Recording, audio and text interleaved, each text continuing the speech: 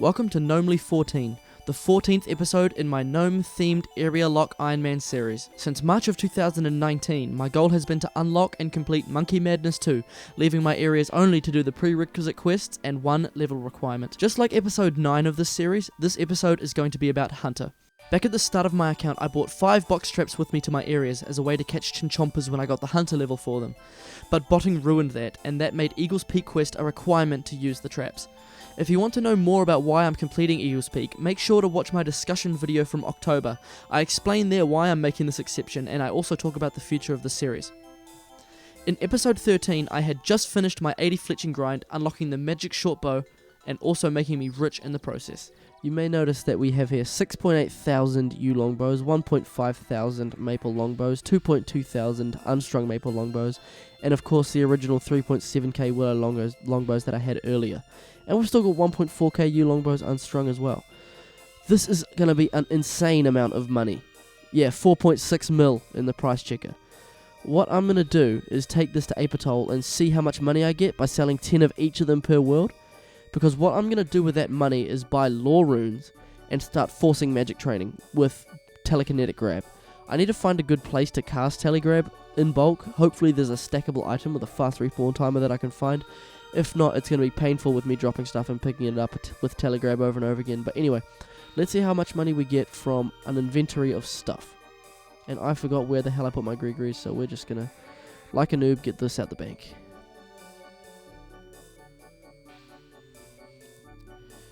Alright, so we've arrived at the general store. So 640, 320, 160, 320 again.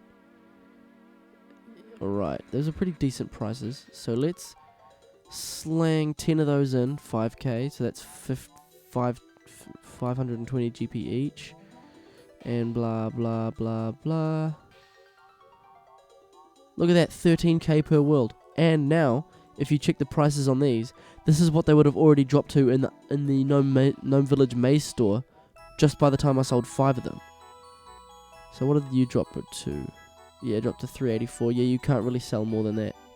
So let's hop worlds. Like 13k per world is massive. And since I'm already world hopping like extensively, you can buy the runes here cheap. So how much are these? 240. Let's buy 10. How much are they after that? 242.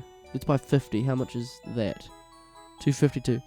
So yeah, honestly, you can just buy 50 per world straight up and get 50 lore runes per world hop. I'm gonna get insane amounts of lore runes very quickly. I'll probably get a couple thousand, like, and that at 43 XP per cast. I believe I'm not doing the math right now, but I'm at like at least 10,000 casts away. Maybe no less, I would say. Maybe 8,000 casts of telegrab away from level 64, which is what I need for the Apatoll teleport. So the fact that I can get 50 lores per world, that's only 20 for 1,000 times 8, that's only what? Yeah, 160 world hops. That's easy. That's not going to take that long at all, and it'll help me get rid of these. Just so I won't have any cash left over from them. But I don't need them anyway. The cash is what I need for these lore runes, so everything's working out fantastically. Let's see how much GP I get for selling 5 per world. So we'll sell 5, 5, 5, 5, 5. Yeah, 7k. Yeah, it's absolutely worth it to sell 10 per world. But what I can't forget to do, of course, is buy air runes, you know. But the thing is, they come in packs, so I can get them in bulk easy.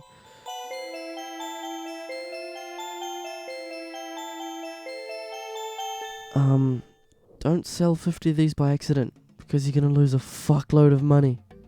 I'm pissed about that. It's like 20k down the toilet. Oh, yuck.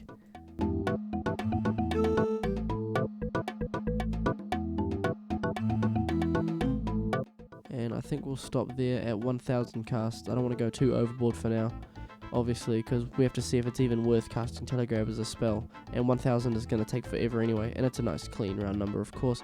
And it hardly looks like we put a dent in how many bows we have still to sell, so I'm definitely going to be able to afford thousands and thousands and thousands of these runes.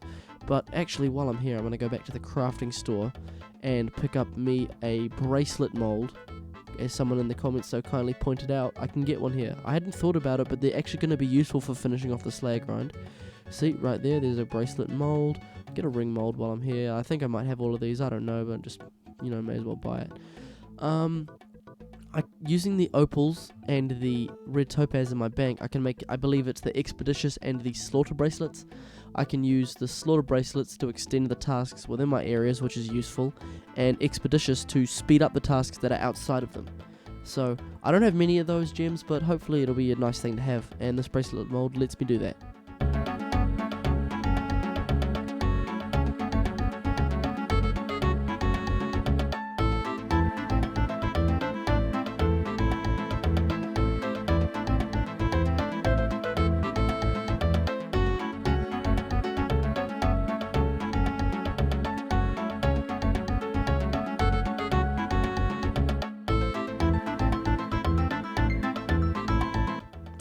This is level 76 Hunter, the first level back since we started training Hunter again.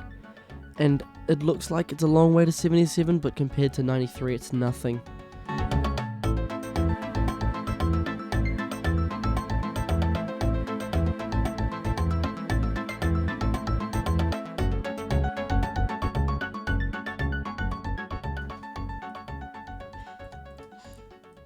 And the perfect 50 prayer has been broken. There is level 51 prayer coming in.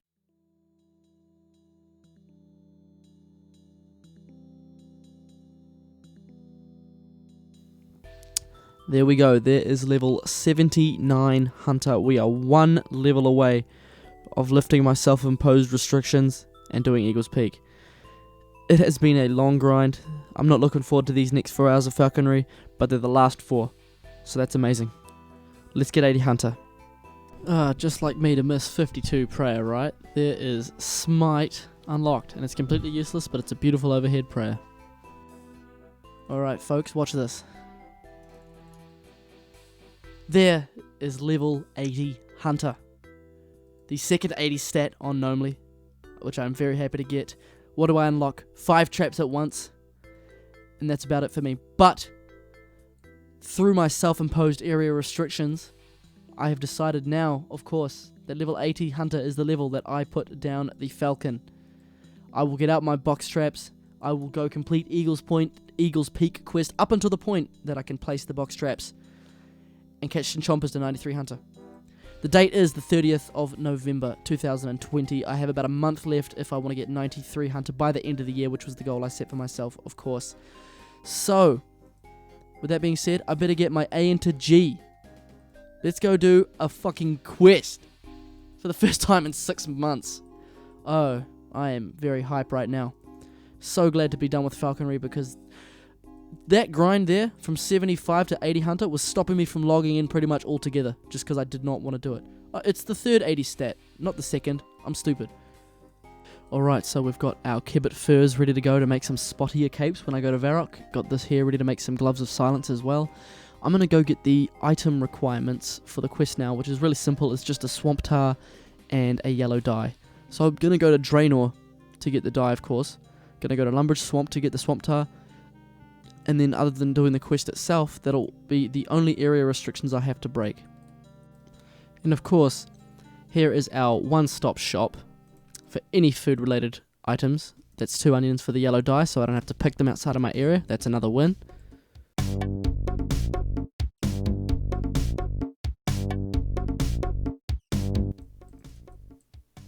Hello, Aggie.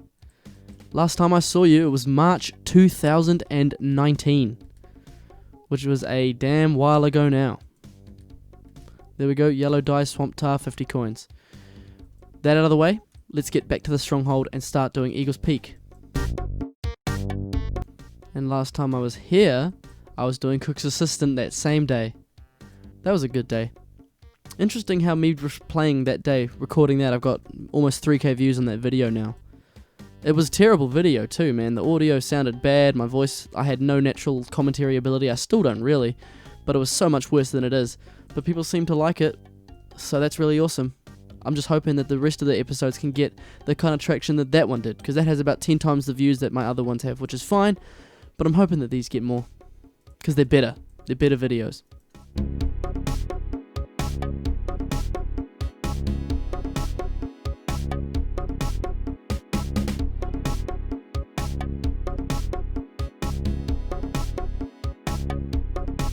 Alright, here's Charlie.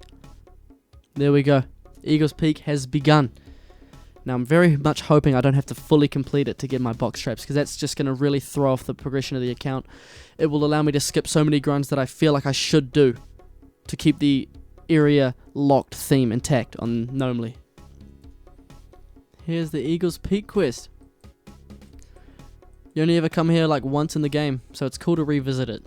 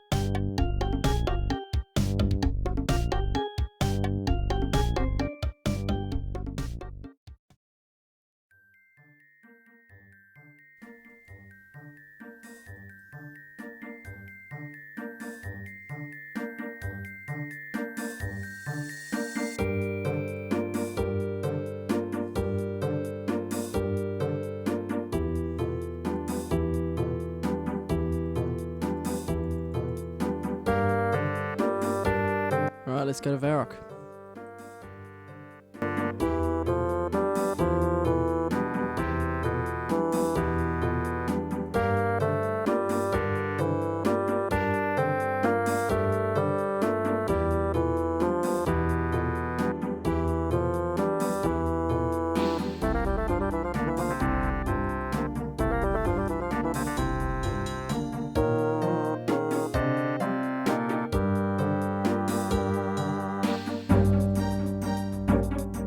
Alright, how much is one spotty a cape? 800 GP. So this is going to cost a pretty penny. But there we go. Spotty a cape. And of course we are going to have ourselves one pair of gloves of silence.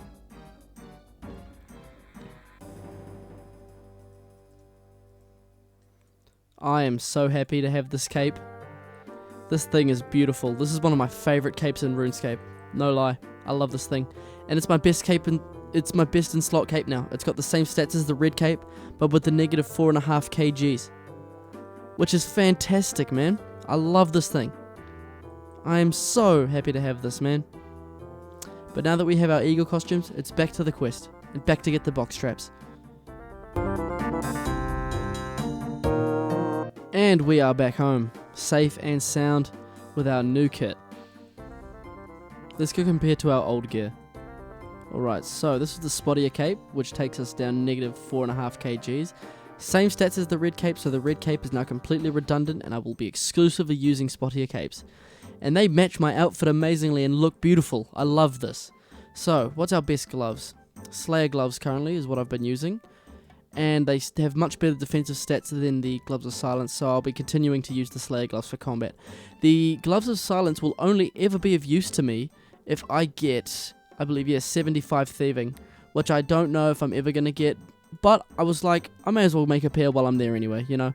So, they look cool, and that's all. How avian do I look right here, guys? Do I look like a fucking bird?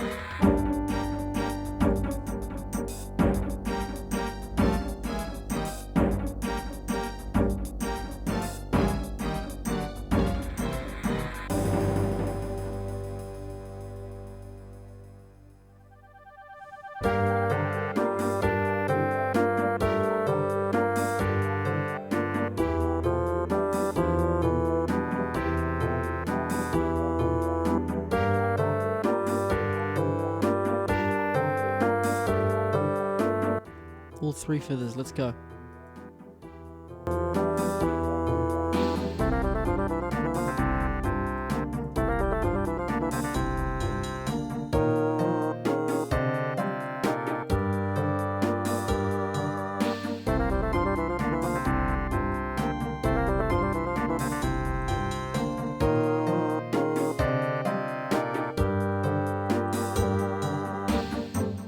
Alright, now's the moment of truth, ladies and gentlemen.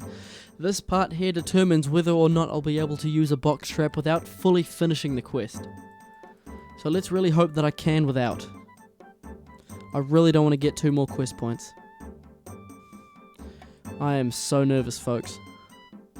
So a cutscene happens now. Box trap.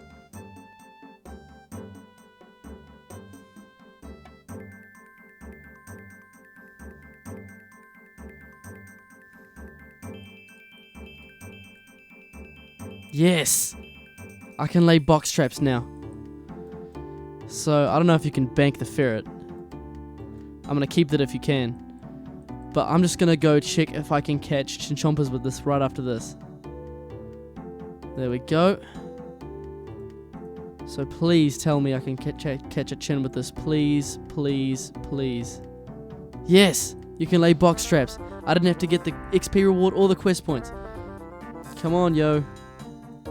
You know you want to, mate. You know you want to. That's the first chinchompa on Gnomely. Tactical nuke ready for launch. This is such a beautiful day. I got chinchompas now. Watch this.